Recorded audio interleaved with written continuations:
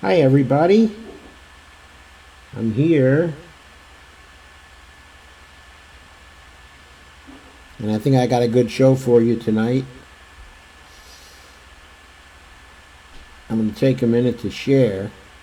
Please hang in, and I'll be with you in no time at all. Probably shouldn't say no time at all. Always takes me a little while to share.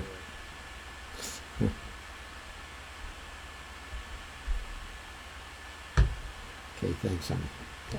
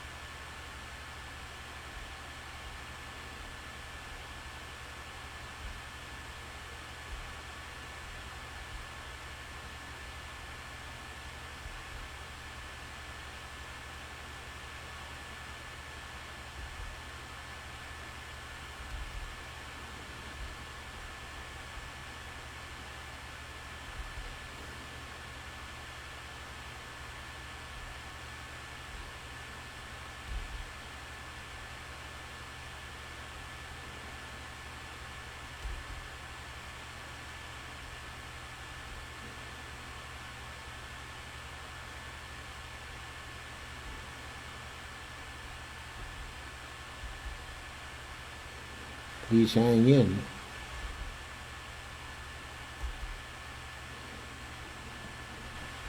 And I'll be with you in no time at all.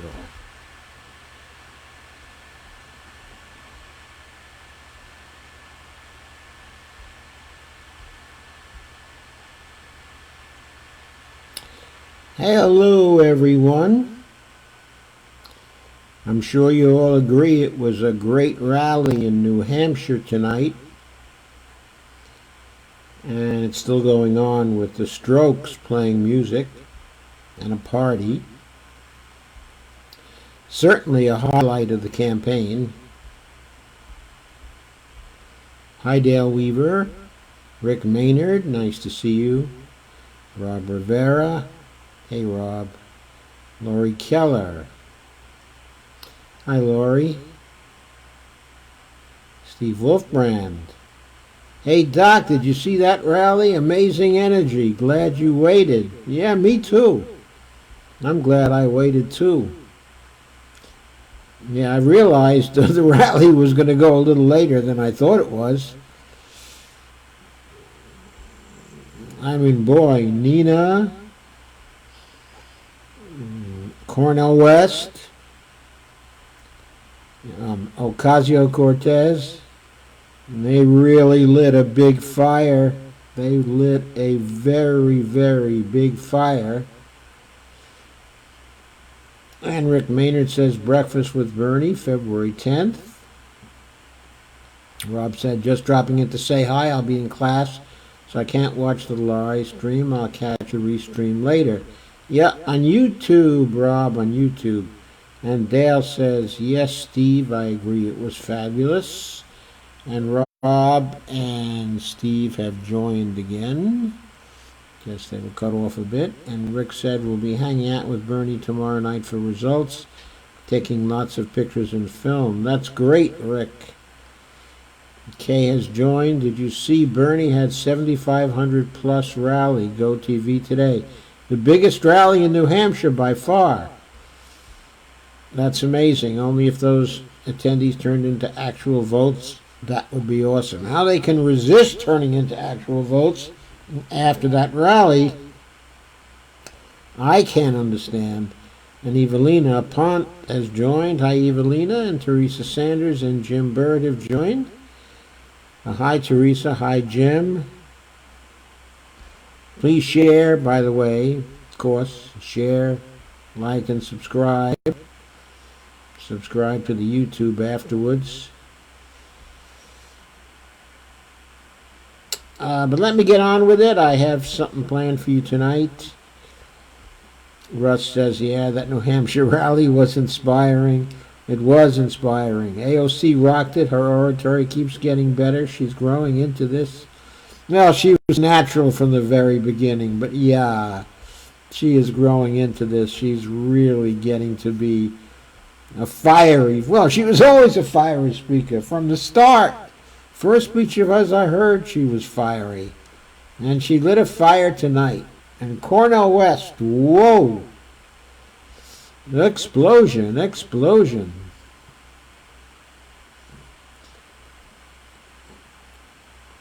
Okay, says, would love to see AOC become the first woman president. So would I. So would I.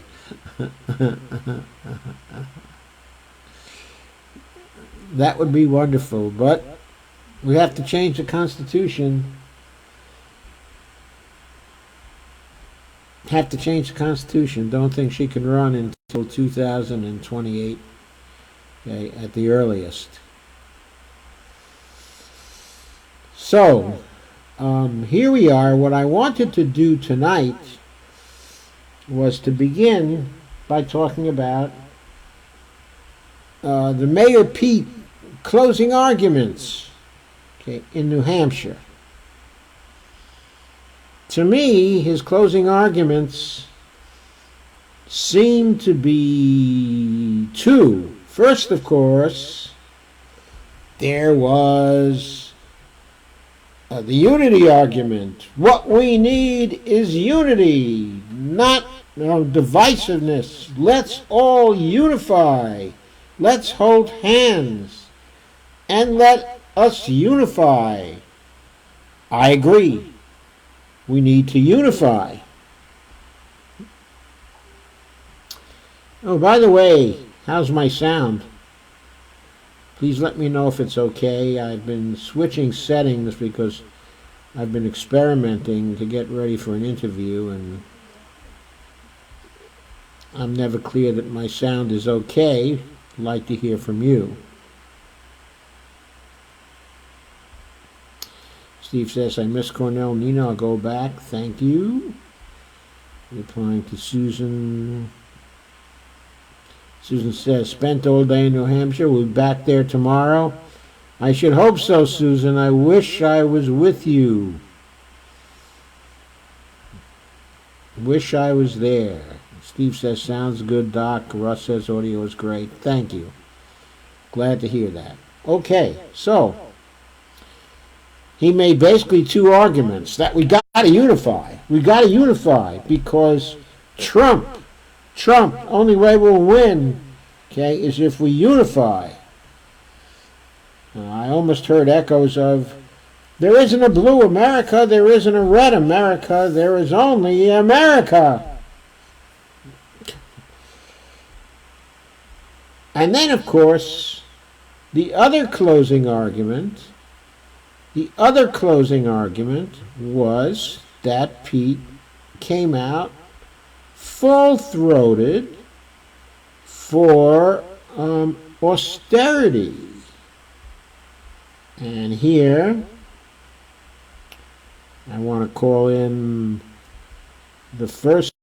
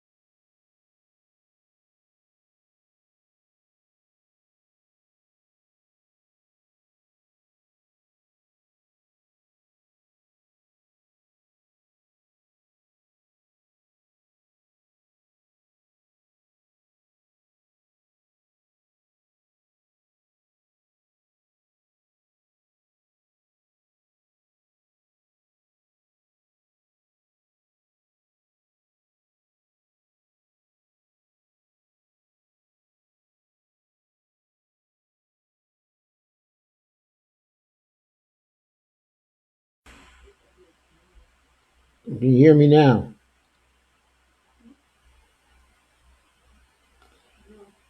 Huh? You still can't hear me. Jesus.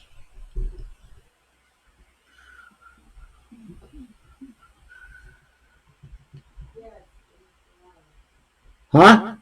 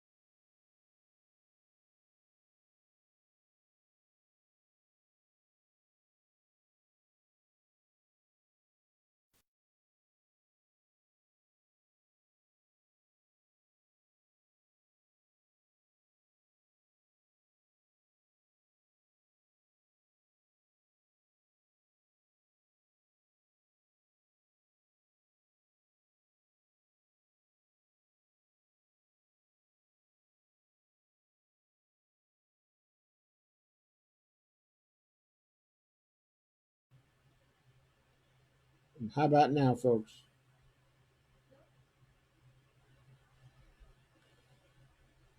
How about now?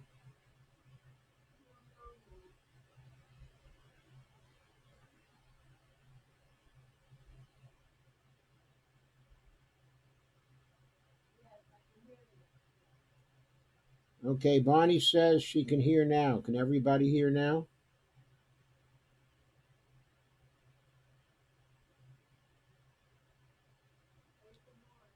Yes. Okay, everybody say yes. Okay, I'm back. I have no idea what that happened. I'm sorry to say.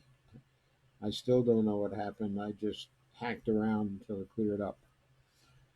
Okay, I'm back. Okay, what I was about to say was that there was a tremendous reaction on Twitter to Buttigieg's talking points concerning the deficit and worrying about the debt. This was covered by Sahil Kapoor of NBC News,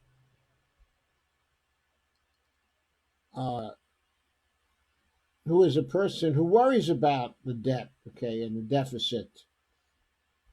But he was carrying the story.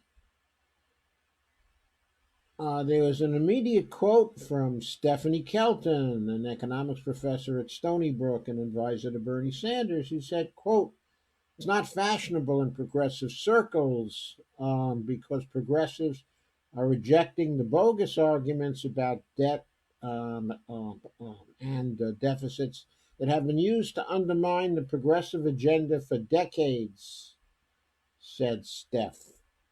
And on social media, other critics accused the mayor of economic illiteracy and of attempting to curry favor with wealthy Wall Street types. I spent a good deal of time reading the Twitter feed over this, and the responses to Buttigieg were overwhelmingly negative. Some people said this is substantively disqualifying and politically insulting to Democrats and any left of center person. And as mayor is not a stupid person, it seems utterly cynical too, but not smart cynical.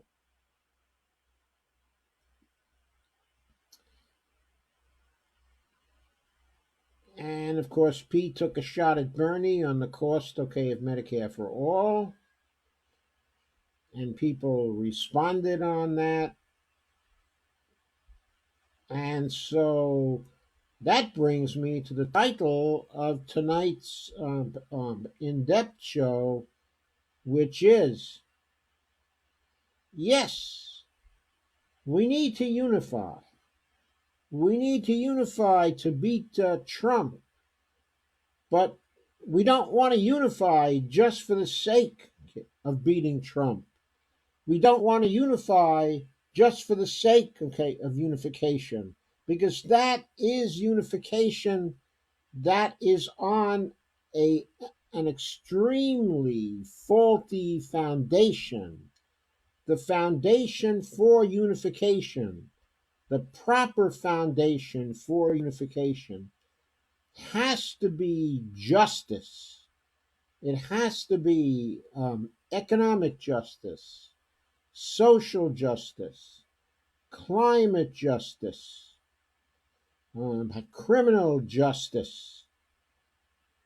It has to be a new deal for everyone, a change to our profoundly unjust society. And who is the carrier of that change? The carrier of that change is Bernie Sanders. The carrier of that change is Bernie Sanders and our movement. That is the carrier of the change. And we saw that actually through the weekend. We saw things develop through the weekend, and we can trace them through the various Stories. The article published on February 9th, 2020 in Common Dreams. It was by Julia Conley again. Title was With 2 days to go until the primary, new polling finds New Hampshire voters see Sanders as the most electable against Trump.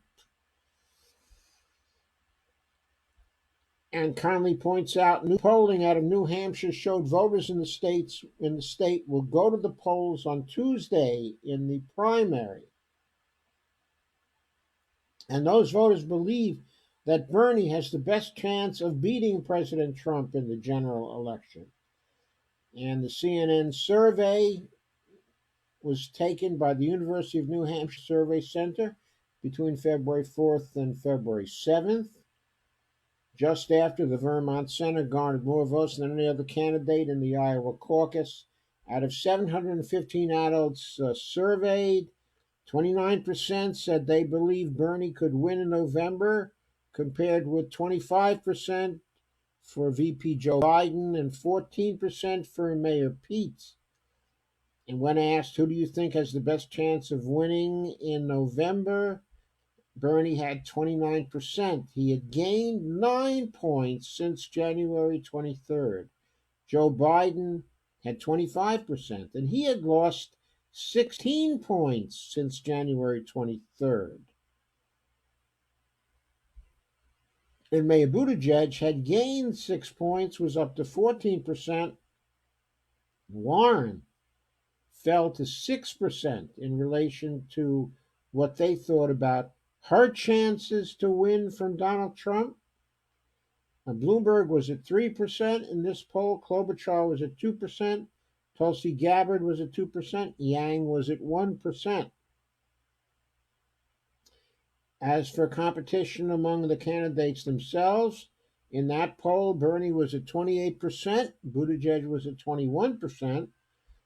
So, in spite of the fact that Buttigieg was at 21% in that poll, he was only seen as electable by 14% of those who were surveyed. So Bernie had a 7-point lead in that poll going into Sunday.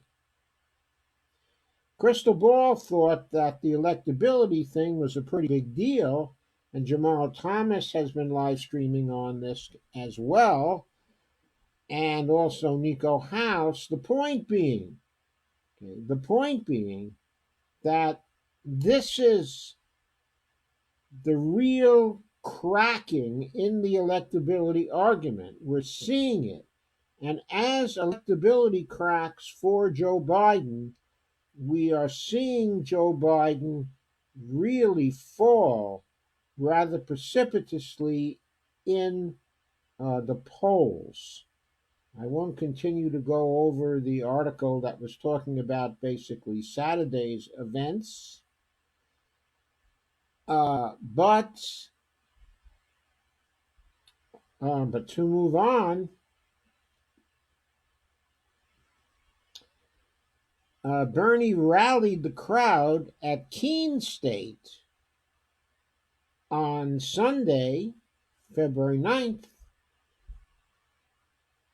where supporters emphasize once-in-a-lifetime opportunity that Bernie represents. And this article was written by Owen Higgins.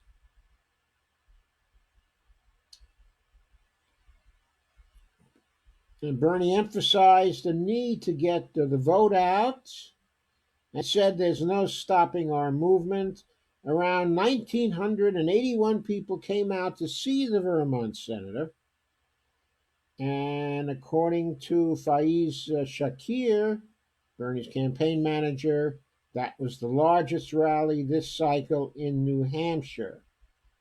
Okay, that just beat out the 1,800 plus attendance earlier that day in Nashua, where Pete had a large crowd.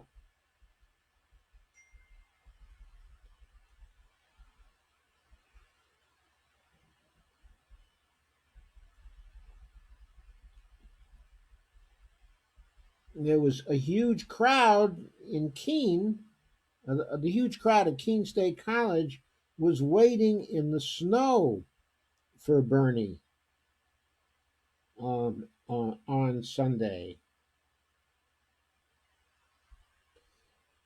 Not all of the attendees of the Keene rally were from New Hampshire. Sarah White and Salman Kazaranian came up for the rally from Hartford, Connecticut, with two young children. White said she was returning on Monday to volunteer to get out the vote. Connecticut, she said, Connecticut is a late voting state. We want to do all we can to help Bernie to get elected. And Kazaranian, who volunteered across New Hampshire on Friday, said his enthusiasm is based on the unique moment for progressives the Sanders campaign actually represents. And he said there's a once in a lifetime opportunity for anyone with a left perspective who's concerned about the future of our planet, equality, and justice.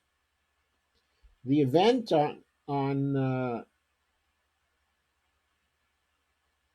Sunday opened with performances by rock bands Twiddle and Sunflower Bean. And also Nina Turner and Tim Robbins addressed the crowd there. I saw that rally, by the way. It was something. It was something. Sanders supporters chant Bernie beats Trump at his rally in New Hampshire. Enthusiasm was getting to the boiling point. It was getting to the boiling point. We can more easily understand why when we look at the polls.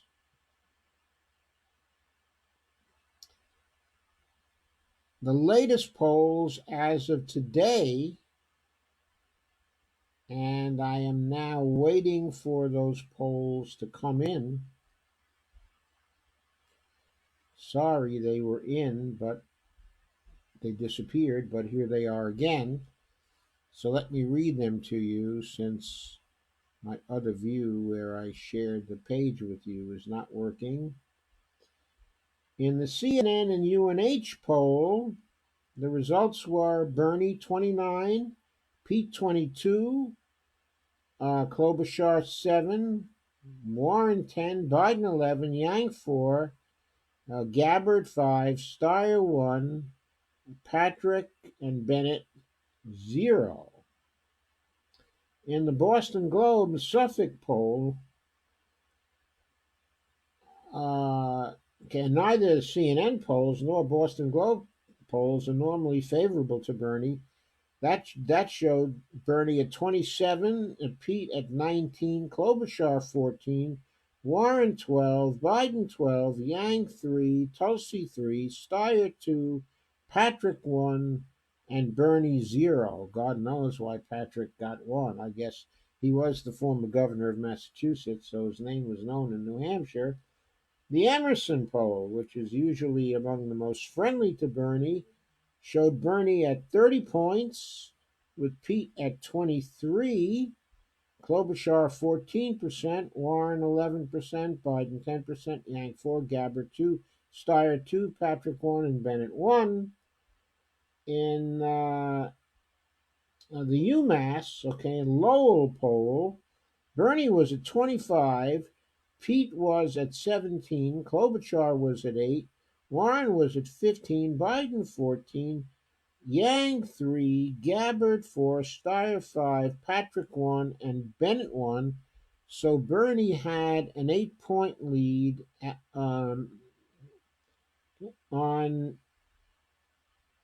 had an 8-point lead in that particular poll. So far, we've covered the CNN poll that was +7 for Bernie, the Boston Globe poll +8 for Bernie, the Emerson poll +7 for Bernie. The Emerson poll is usually the most friendly for Bernie. The UMass at Lowell poll was +8, as I said earlier.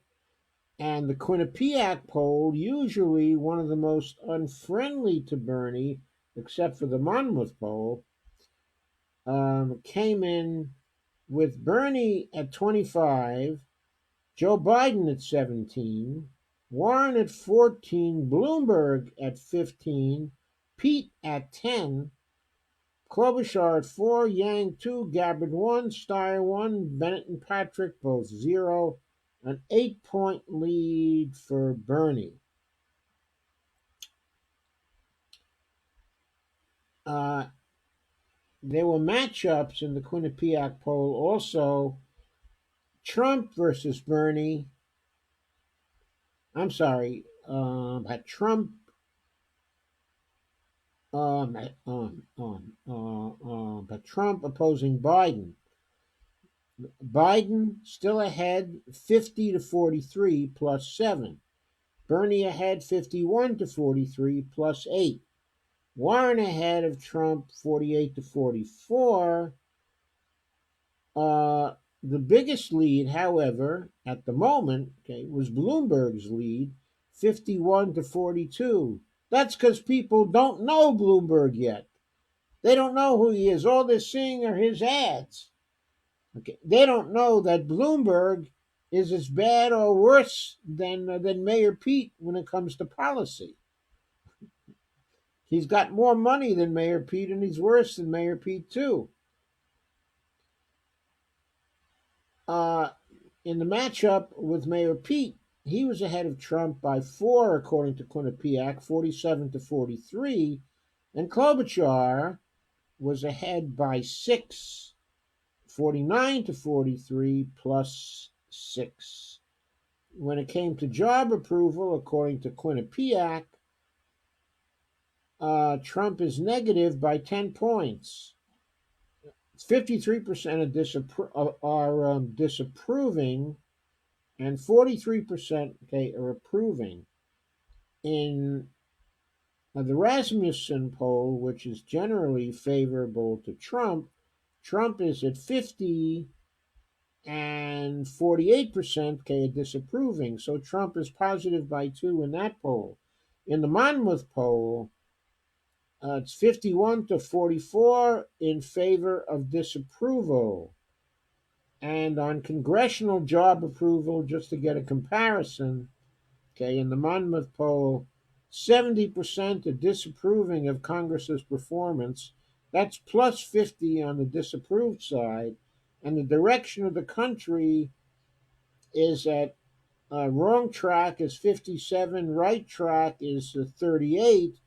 Usually, when the wrong track is leading, especially by 19 points, that is bad news for the president. And in this case, of course, very bad news for the Congress uh, as well. So these are the results as we move into the primary itself. So it looks like what Bernie has is a lead between 7 and 8. The average of different polls was roughly 7.6 or something like that. So in the polls, Bernie is looking very good. But I lost one of my links here.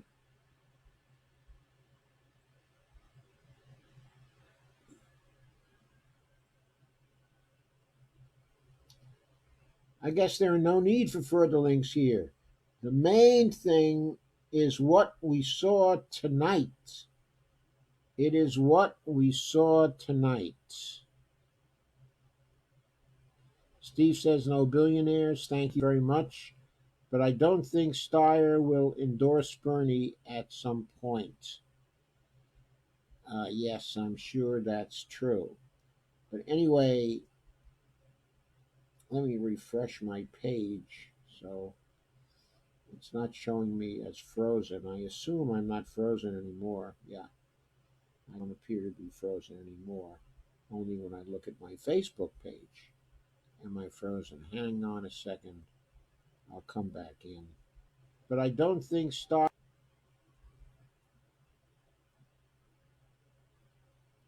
point. Yes, I'm sure that's true. But anyway, okay, tell me if there's an echo now. Okay, if you would. It's not showing me as frozen. assume I'm not frozen anymore. Yeah, I don't appear to be okay frozen anymore. I'm assuming you're hearing me because I still have 13 people here. Rick says some started voting 2 weeks ago. Steve says, I have a feeling Tulsi will do better than expected. I think we all have a feeling about that. We certainly have a hope that she will do better than expected.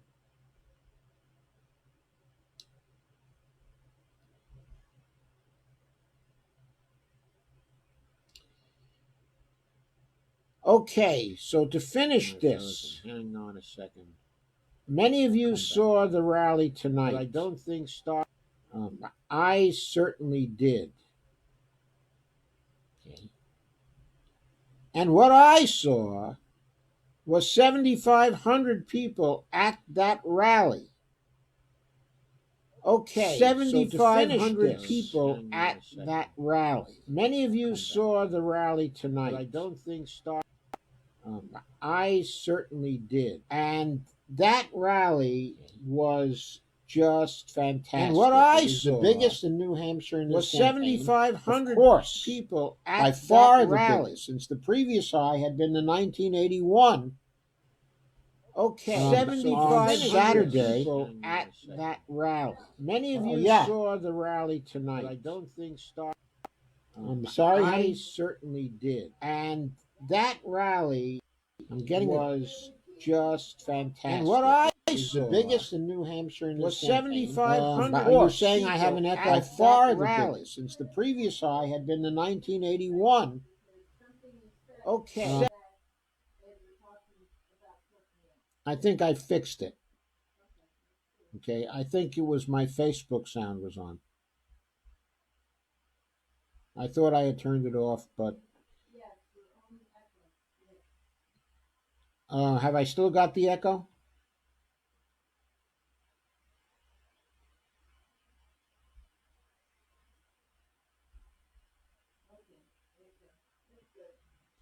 Okay, thanks. Okay, so the program tonight was simply fantastic. It started with a congressperson from New Hampshire. His name is Remy. I forget his last name. But then he moved to Mindy Messner, who is someone very well known for her stands on the environment and her advocacy for climate justice in New Hampshire. She was very, very, very enthusiastic. Then it moved to Nina Turner.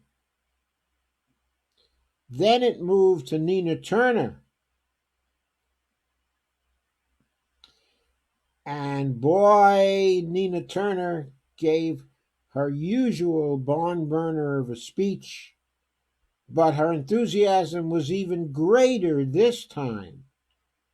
Much greater this time. She lit a bit of a fire.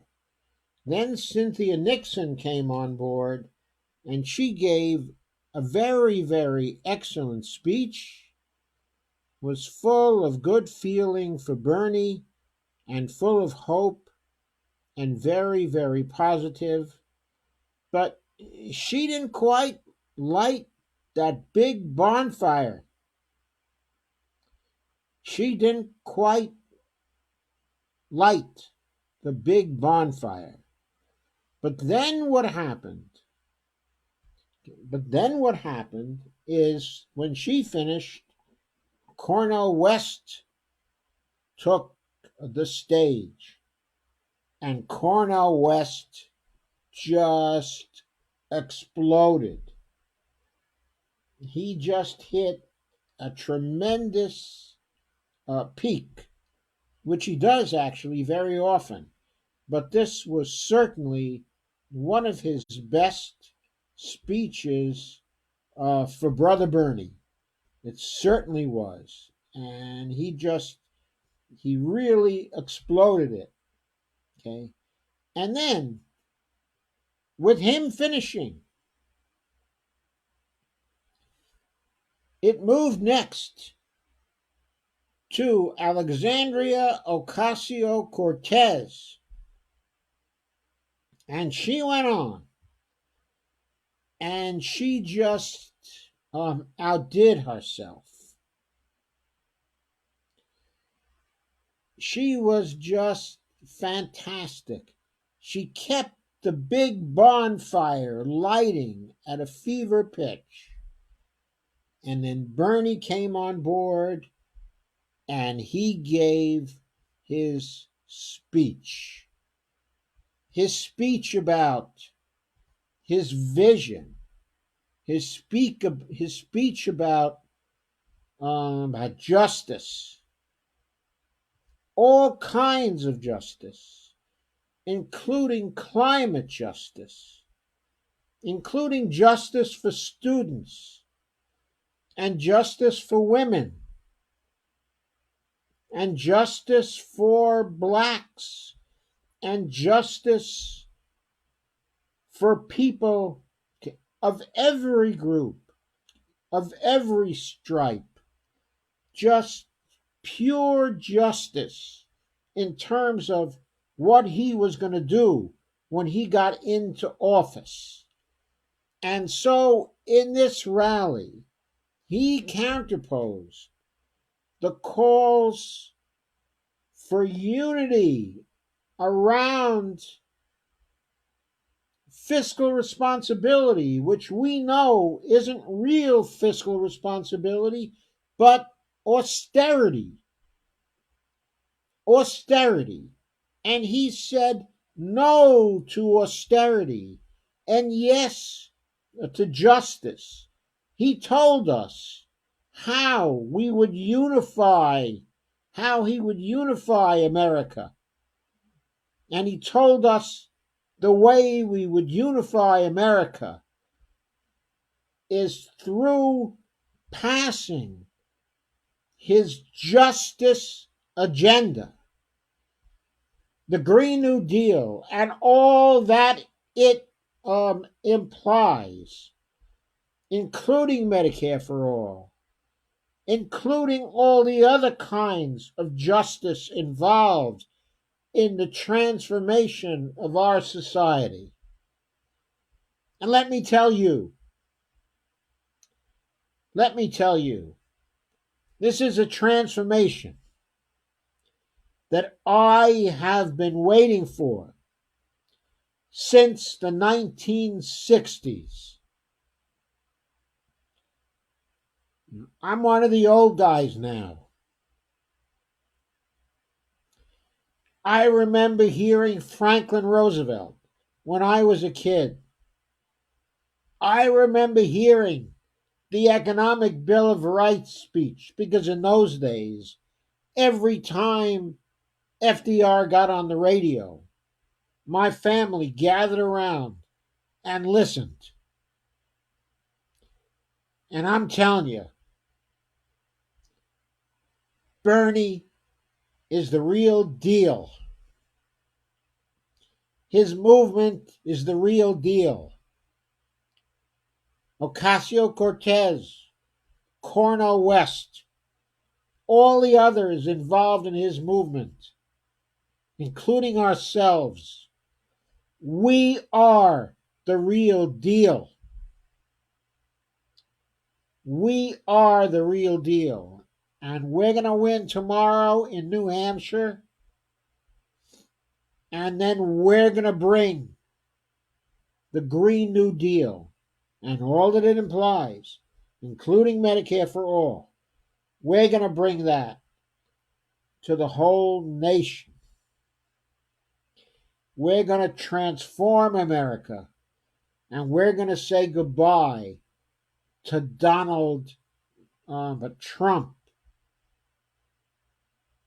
the purveyor of selfishness and fascism. We're going to say goodbye to all that.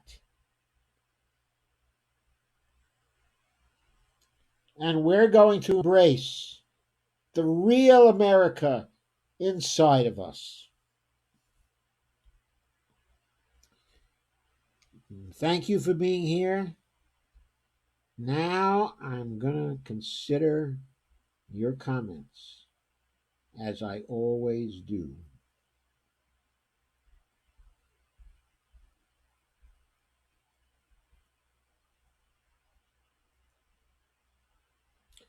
Sorry for all the technical difficulties. I hope I made up for them.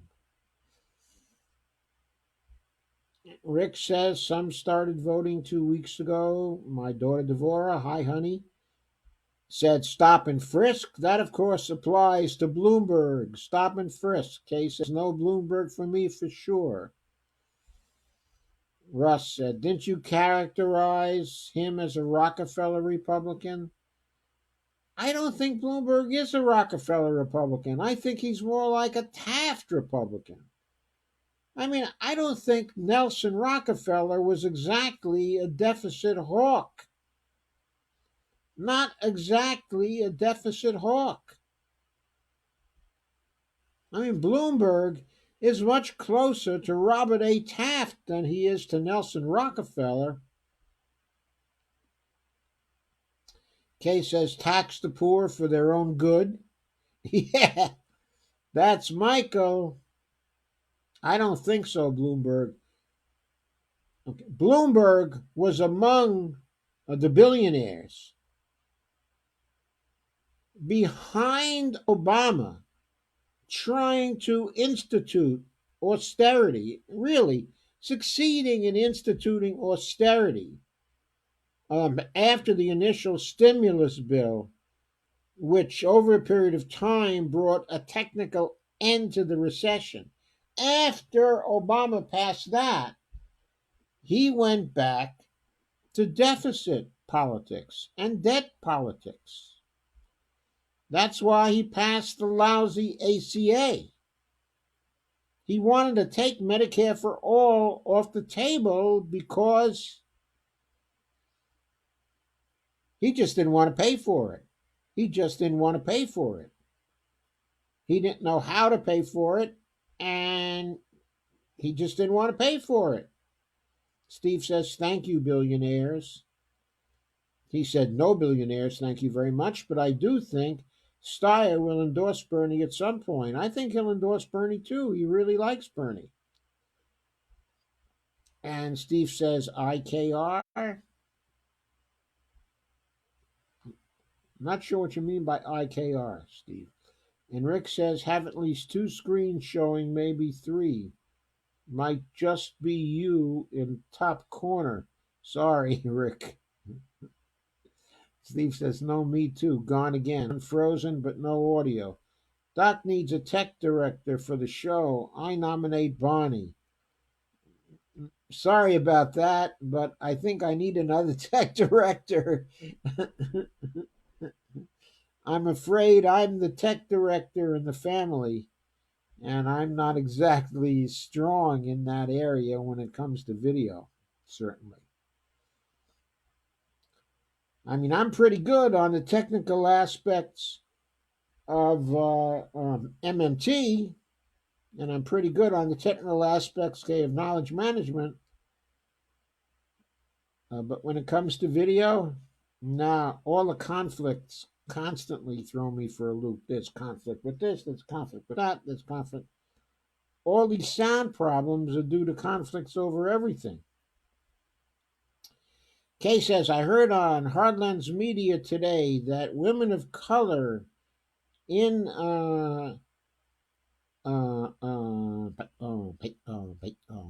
in Nevada are quitting because they feel like tokens there on Warren's campaign. Yes, I write about that too. And Dolores says, hi, hi. And then this was the period where the sound was a problem. All I know is that this show helps me hone my lip reading skills. Sorry. Steve says patience. Uh, Steve says still silent. And thank God you were also patient. Steve says that's a beautiful vision of the future, Doctor.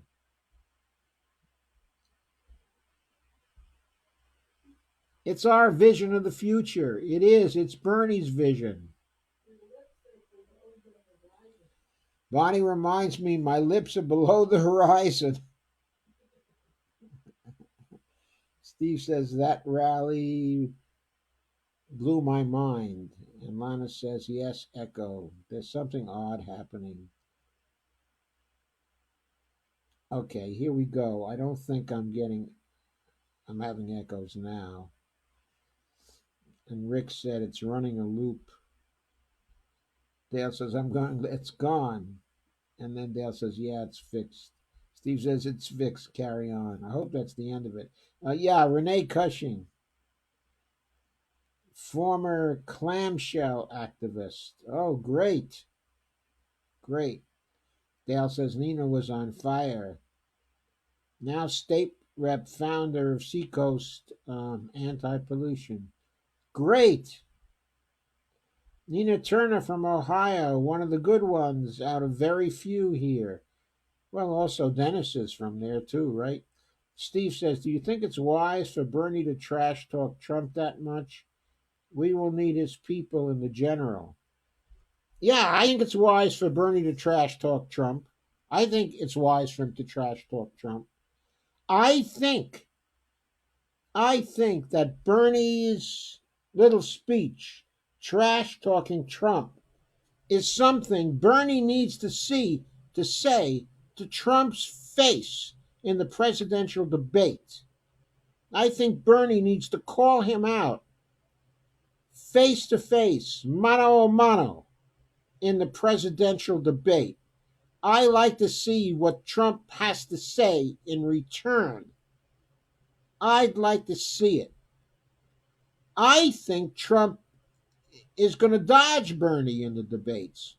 I don't think he wants any part of Bernie in the debates.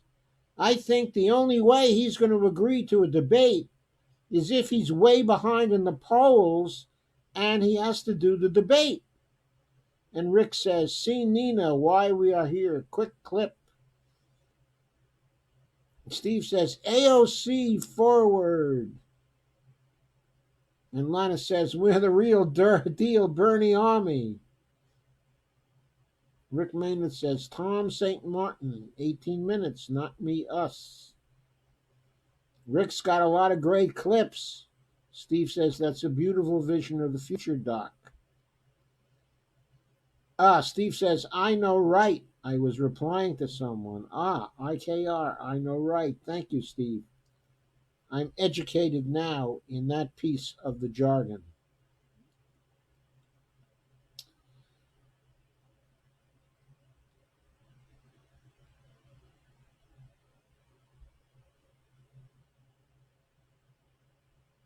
And Kay says Bernie needs to so people will know he's able to out debate him. He will out debate him on the campaign trail, gain points in the polls that way. When he reaches about 15 to 17 points, Trump won't have a choice except to agree to debate Bernie. And at that point, I think Bernie has to be tough on the conditions of the debate. He has to insist that those conditions are fair to him and not simply to Trump. And Rick Maynard says, I'd like Bernie to say that to Trump as well. I'd like him to say that to Trump's face. I think one way or another, he's going to find a way to do it. I wouldn't be surprised if he calls on him to resign on the spot.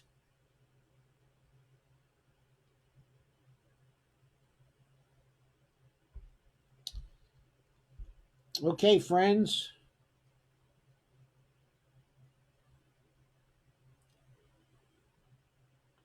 Rick says 18 minutes was his comment. 18 minutes ago, another state rep.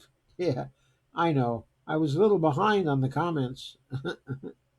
Well, I'm often behind on the comments because I hold the comments, okay, until the end. As long as you're still here and I'm still here.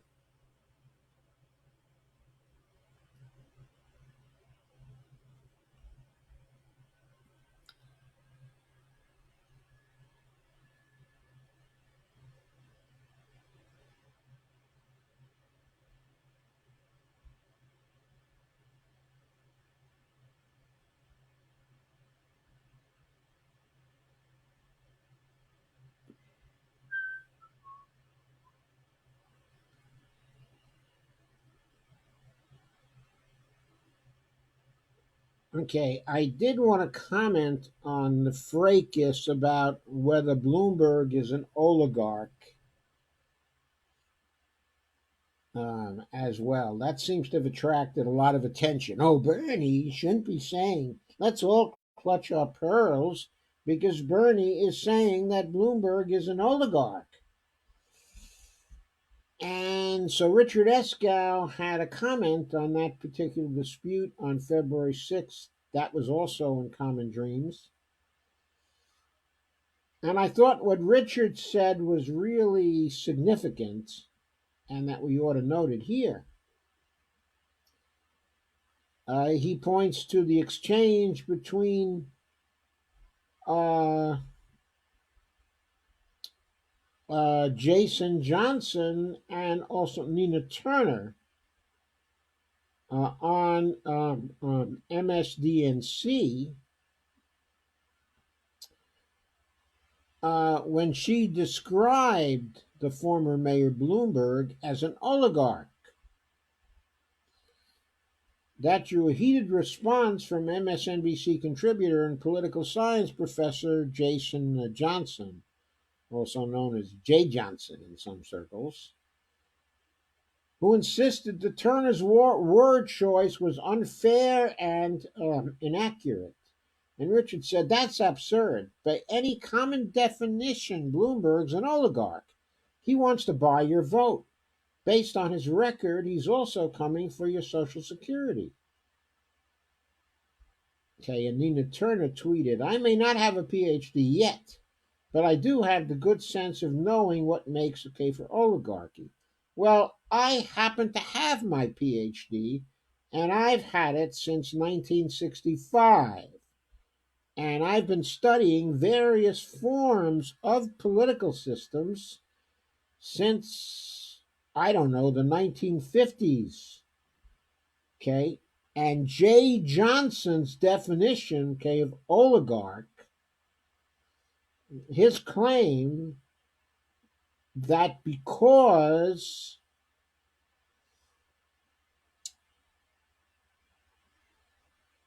the mayor isn't an oil billionaire, that he's not, okay, an oligarch, that the term has implications that are unfair, okay, and unreasonable.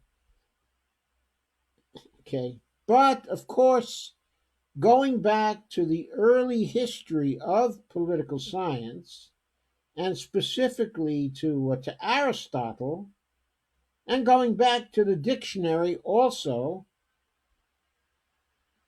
oligarchy is defined as government by the few, and a government in which a small group exercises control, especially for corrupt and selfish purposes. It also refers to a group exercising such control. It also refers to an organization under oligarchic control. And Escow points out that Gillens and Page from Princeton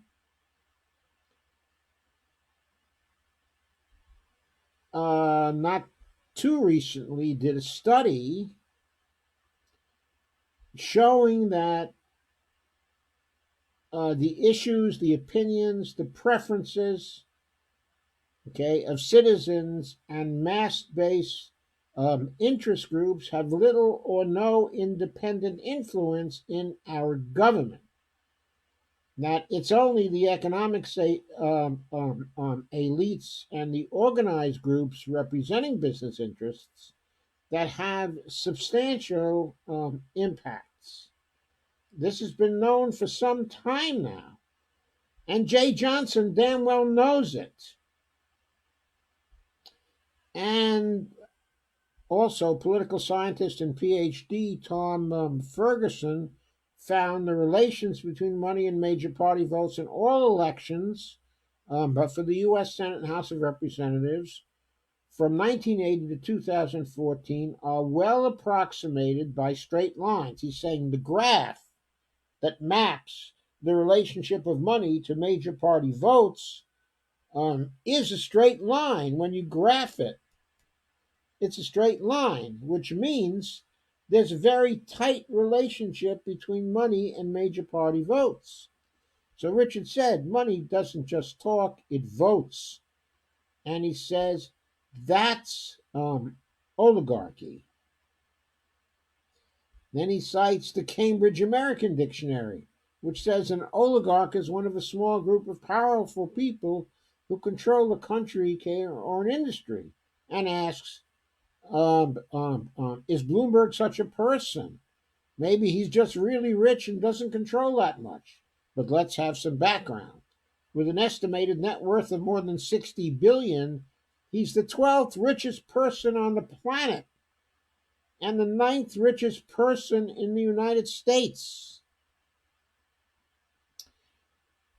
People often refer to Soros as this rich oligarch who supports these liberal causes. But not too long ago, Soros gave away 3/4 of his fortune to a nonprofit that he set up, leaving himself for the end. He's 84 years old now, 85 years old, something like that, with $8 billion. But at his height, he was only at 25 billion. Bloomberg is more than twice as wealthy as Soros ever was. And he does not do his donations to progressive causes. His donations go to people who we might define best as center right people. For years, he's been trying to either push the Democrats irrevocably to the center right, or failing that, to build a center party that emphasizes austerity and deficit reduction and balanced budget. He was a prime funder and supporter of the No Labels movement. He was a big confederate of Peter G. Peterson and the Peter G. Peterson Foundation. He was a supporter of the same causes for years and years and years. Now, to give him his due, he does allow people with other opinions on his publications. For example, on Bloomberg Opinion, one of the columnists is Stephanie Kelton. But his own political views and his own efforts in politics have been, without exception, to support a center right agenda. Okay, as Richard says, if you thought there were problems with Biden's Social Security record, wait till you see Bloomberg's. His record of espousing austerity economics has, including a special enthusiasm for cutting Medicare and Social Security. As he told Face the Nation in 2013, no program to reduce the deficit makes any sense whatsoever unless you address the issue of entitlements. Medicare, Medicaid, Social Security, interest payment on the debt, which you can't touch, and defense spending. Everything else is tiny compared to that. He's called for raising the retirement age, a move that would cut Social Security benefits for all retirees and create physical hardship for many older workers. And Richard says these are bad ideas. They make for even worse politics. Voters love Social Security. A Pew study released in March 2019 found that 74% of Americans say Social Security benefits should not be reduced in any way. And Richard points out that Trump has given Democrats an opening on Social Security. His administration is currently engaged in a de facto program to cut Social Security disability benefits by forcing millions of disabled people to endure the punishing process of eligibility screening as often as every 6 months. Newsweek reports that the Social Security Administration concluded this would lead to 2.6 billion in benefit cuts and an additional 2.6 million case reviews between 2020 and 2029. In other words, he wants to kill Social Security, Trump does, with more bureaucracy, with more bureaucratic procedures. Choke it with the bureaucracy while he moves to take away any regulations from businesses ruining the environment or ruining our lives in various other ways. Let them go their way. We're not going to touch them. We're going to let them do what they want. All we're going to regulate is the poor people who are claiming Social Security disability benefits. We're going to regulate them tight, make them go through the process of justifying themselves every 6 months. But we're going to leave the Wall Streeters alone and the oil billionaires alone and Amazon alone. Even Amazon, who he hates, even Bezos, who he hates, he's going to leave alone. But people on disability, he's going to make them go through the bureaucratic process every 6 months as they get older and older and are less and less able to handle the bureaucratic process. What about inequality? Bloomberg has sometimes embraced tax increases, but he has long opposed tax hikes that reduce inequality by targeting the wealthy. In fact, he called the idea class warfare in a 2012 op ed for the Wall Street Journal. The op ed was called Federal Budgets and Class Warfare.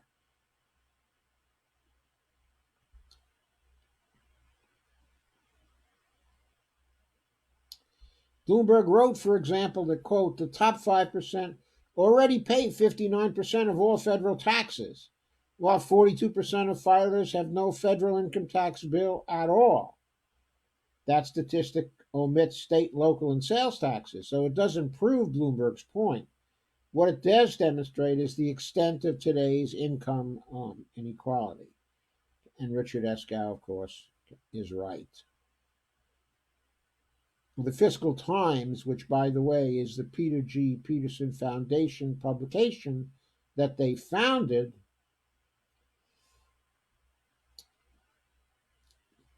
has a comment on Bloomberg's only recorded complaint against past bipartisan budget cutting proposals. His comment was, in fact, that they didn't go far enough, a statement that won him praise from the Anti-Entitlement Committee for a Responsible Federal Budget, quote unquote, another Peterson-supported nonprofit. And the Fiscal Times, the Petersonian publication, quoted Bloomberg as saying, the Democrats, quote, have to face the reality that we need more spending cuts, including reasonable entitlement reform, unquote. This class warfare screed was posted on Bloomberg's website, but has since been removed. So you have to go to the Wayback Machine to get a hold of it. But don't worry, we can go to the Wayback Machine. We can easily get a hold of it. The text of his, quote, this deal doesn't cut spending enough speech has also been removed from the CRFB website. And Richard says apparently there's a lot of that going around. So Bloomberg could theoretically win the nomination of the presidency. And Richard says, by my calculation, he could pay The same unit price he paid to make himself a mayor of New York, $88 per voter, and make himself president of the United States for $12 billion. He'd even have 50 billion set aside for a rainy day. And then he says the nomination would presumably cost less than the presidency, so he has a better shot, okay, at that.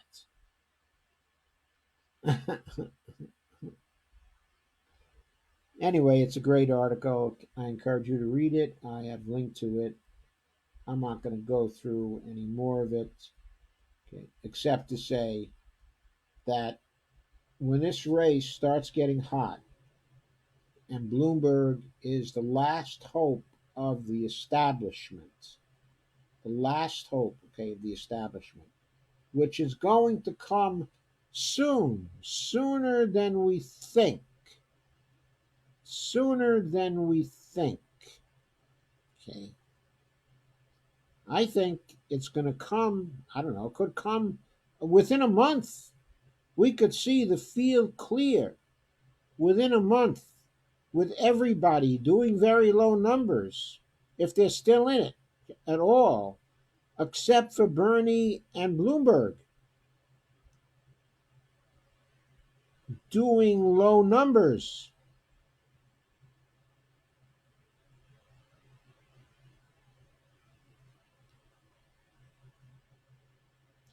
Steve asked if I'm coming on tomorrow.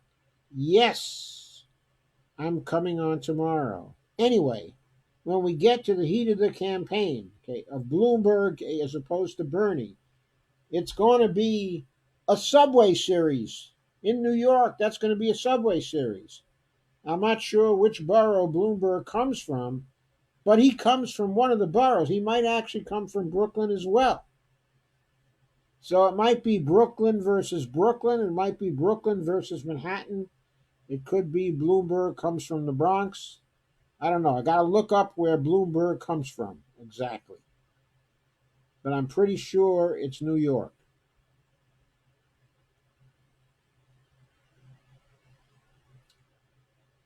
Steve asked me if I'm coming on tomorrow. Yeah, I'm coming on tomorrow.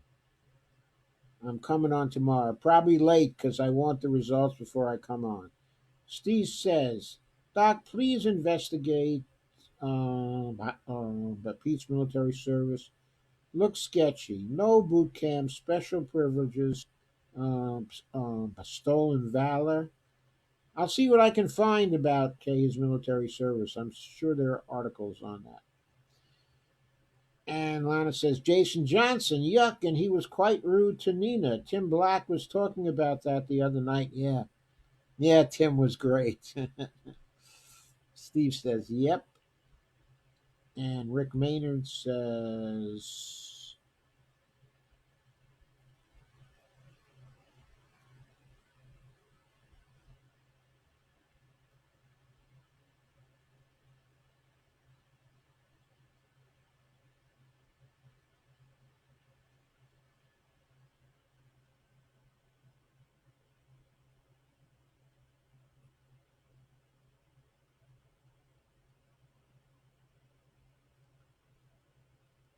Nana's saying Jay Johnson's a sellout.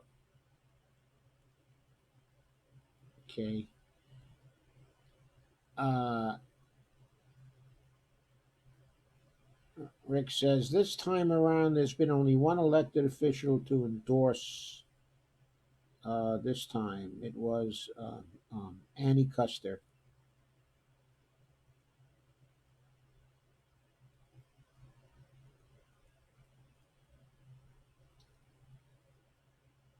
In CD2. And Steve Wolfbrand says Jason Johnson is garbage. Lana says he's a sellout.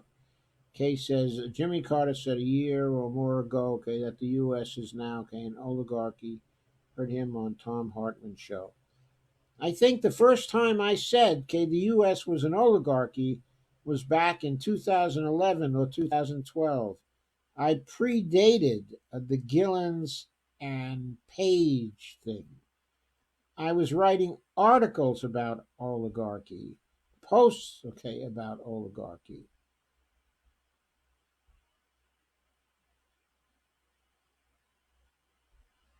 Okay, and people I was working with, okay, at that time were telling me, "Hey, are you sure you want to use the word oligarchy here? Won't that be a little bit offensive?" And I said, "Well, look, it's an oligarchy. It's an oligarchy. Smell the roses. Okay, it's an oligarchy." So I kept on calling it, okay, an oligarchy. Bernie soon caught up. And then the Gillens and Page study hit. And once that hit, more and more people were calling it, okay, an oligarchy. But there were other people calling it an oligarchy even before myself. It's not really so rare. Steve said Crystal Ball is our rising star. She is, but I think she's already risen. She is our risen star. We got a lot of rising stars, but she's made it very, very quickly on rising. Steve says everybody in this country thinks they're going to be a billionaire someday. Ain't going to happen. Steve, not a lot, not without a hell of a lot of inflation, so that we're all billionaires.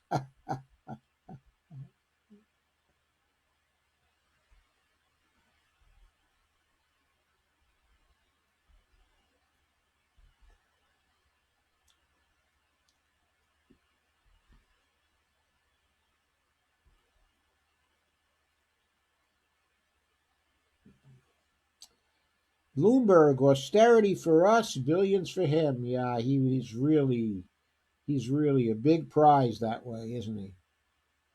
Kay says he's a GOP, no matter what he calls himself now. Yeah, he's to the right of Nelson Rockefeller. He's to the right of Dwight Eisenhower.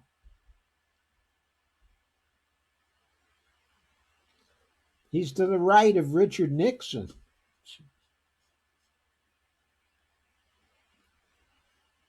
Steve says Bernie will raise Social Security benefits. Yes, he will. Yes, Bernie will raise them and give me a chance to live again. Steve says everybody in this country thinks they're going to be a billionaire someday. Ain't going to happen. Jim Bird has joined, and Steve said, and Epstein didn't kill himself. The Epstein killing was very suspicious. Steve says March 3rd.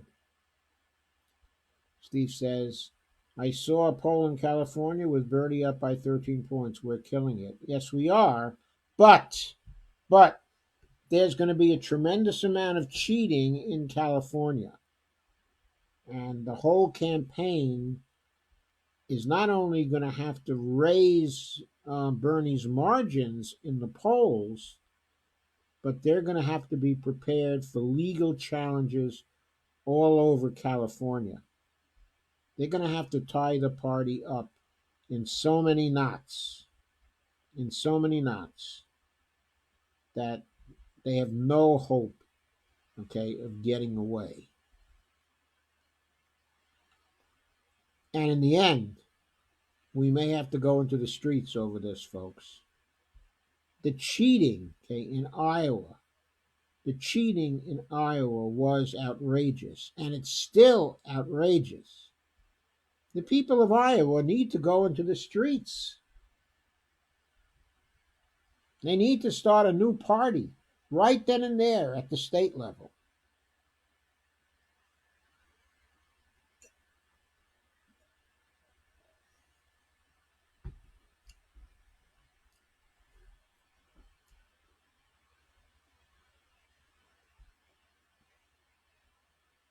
And Lana says, what did Lana say?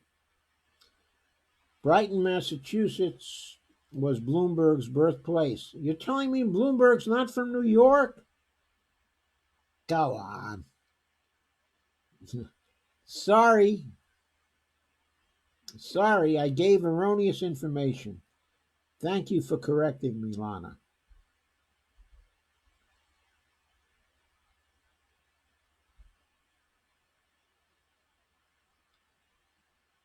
If he's from Brighton, Massachusetts, then he should be easy to beat in the primary for a kid from Brooklyn. Kay says, I also hear there's some things going on with voting in California too. Yeah, me too. Apparently, Chuck Todd referred to Bernie supporters today as digital brown shirts. What a useless POS, which reminds me, I have an old column. I have an old column on Chuck Todd right at the beginning of the Obama administration. I think the title of the column is actually Führer's Law.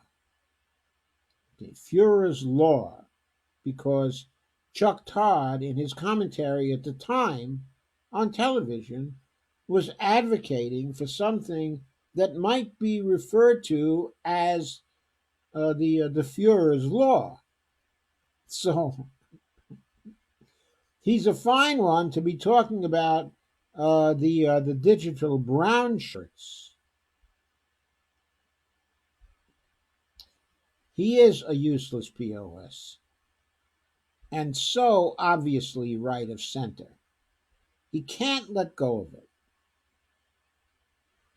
Kay says he's a guy who's risen high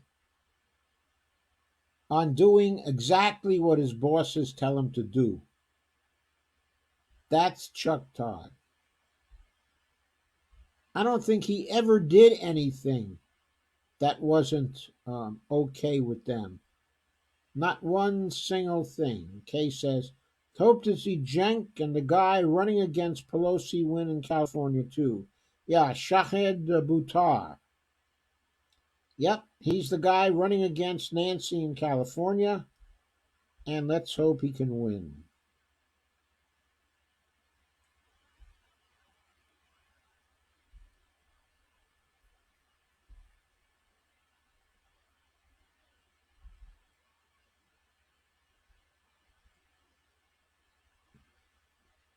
And Steve says, we have something in common, Doc. $3 Chuck table wine.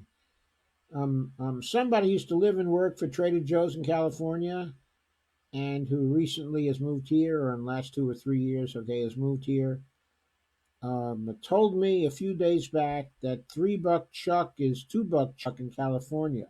Is that true, Steve? I got to know that.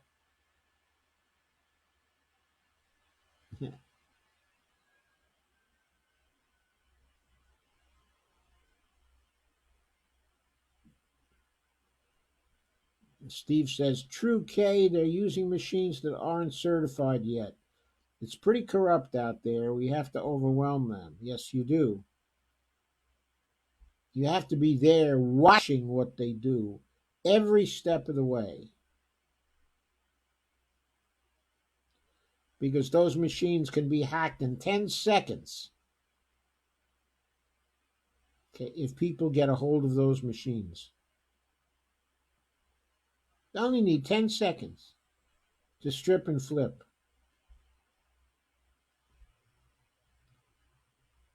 Crystal Ball was on Fox tonight being interviewed by Tucker. Yep. Some people call him Chuck Toad. Yeah. I call him Chuck Toad.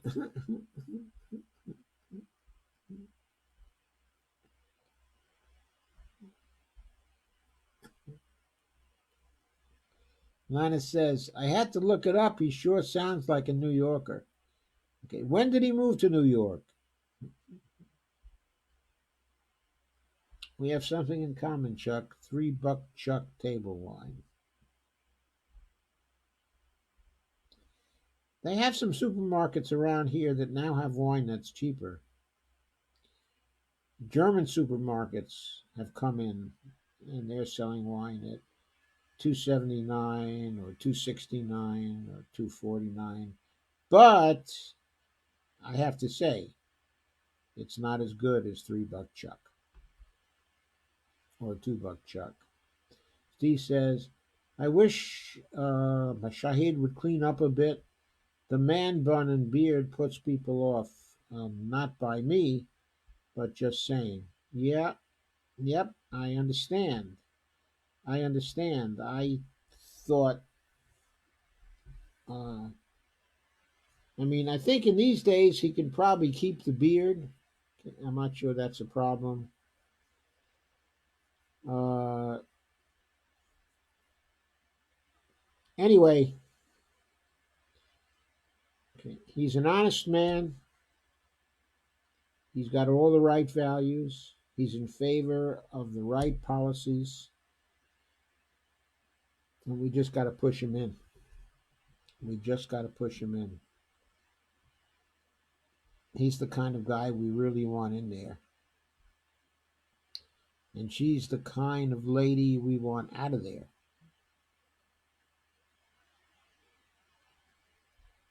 Lana says it's an insult to toads.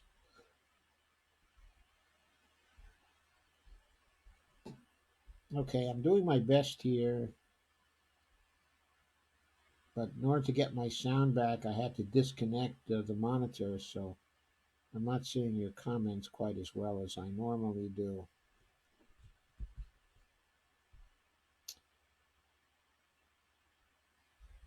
Kay says it's so corrupt everywhere now that it's no wonder people have given up on voting. But we can't.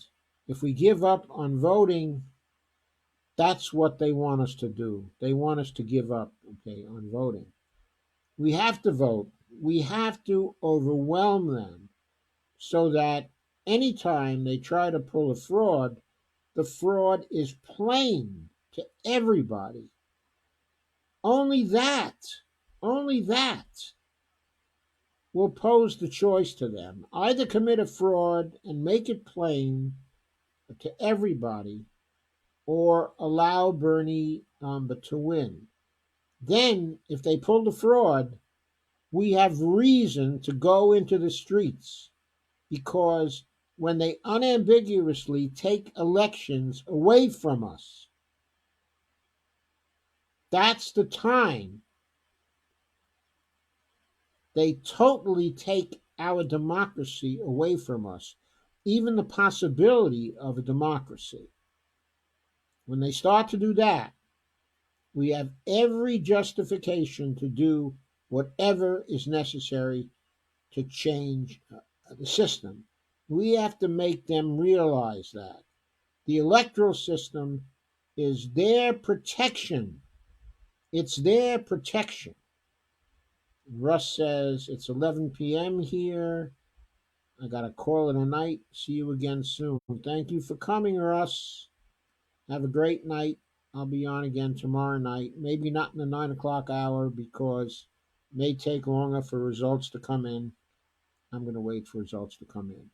Steve says, good night, sir. Yeah, good night, Steve. No need to call me sir.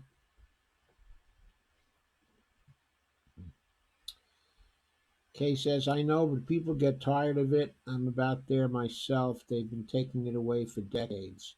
Not in such a visible way, though. Not in such a visible way as in these campaigns since 2016.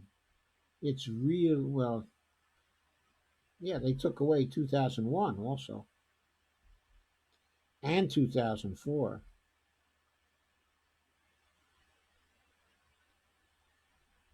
They took away 2008 after it happened. Okay, thank you for coming. I'm now going to call it a night.